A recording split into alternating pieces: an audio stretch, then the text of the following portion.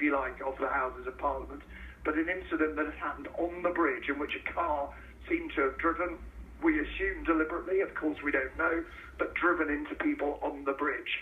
Now, the reason I can't give you more detail is the police have established a cordon about 200 yards away from the end of that bridge.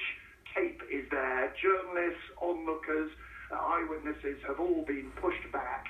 The bridge itself does have one or two people walking on this, but it is curiously frozen in time. Normally one of the busiest bridges in London, cars and buses coming to and fro. Now instead, each stationary. The solitary sound, the sound of a helicopter, police helicopter overhead, and the sound of police sirens that you may just be able to hear in the background here. The sight of many, many flashing blue lights, and also of the security staff, police and ambulances making their way across the bridge, trying to deal with those who are injured and also deal with anybody who knows what's happened.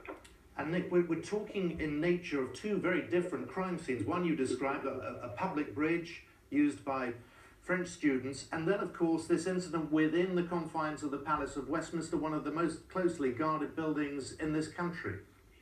Yes, indeed, and both are serious in their own way. Let me stress again, Simon, I've just arrived. I can't corroborate things. I can just tell you what I've been told. And as is the way with incidents of these sorts, some of what I tell you will turn out to be accurate. Inevitably, some bits will be corrected later in time. But it does look as though there's been an incident on Westminster Bridge that, rather like we heard about in Germany, with a lorry being driven into people, rather like we've heard in other cities as well, as if a vehicle has been used as a weapon, deliberately targeted at people.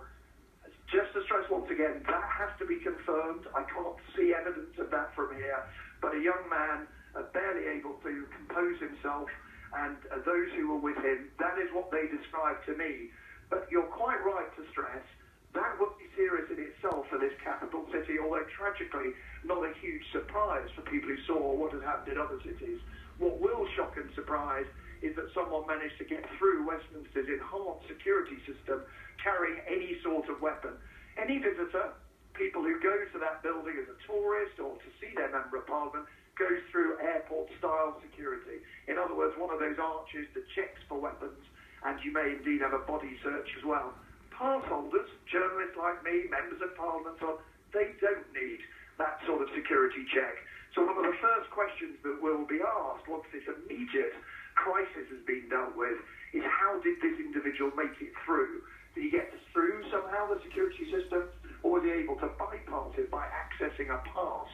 When there have been security incidents in the past in Westminster, in the palaces of Westminster, much less serious of course, but you may remember Tony Blair was hit by someone throwing purple powder from the gallery of the House of Commons.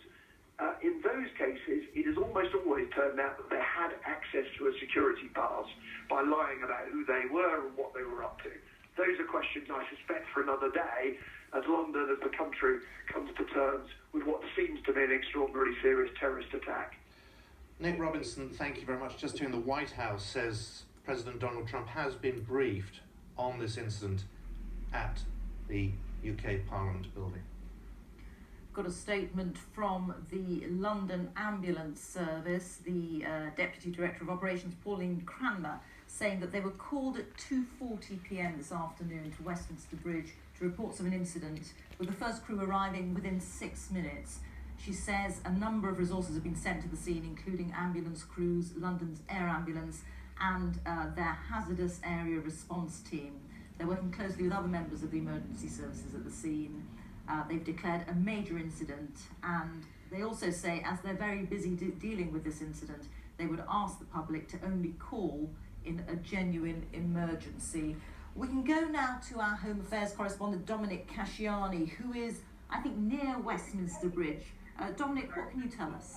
Yeah, hi. I'm probably about as close as you can get to Westminster Bridge on the embankment. So I'm effectively overlooking the old County Hall. Looking towards the bridge and the palace, there's a police line in front of me which has been pushed back a few metres.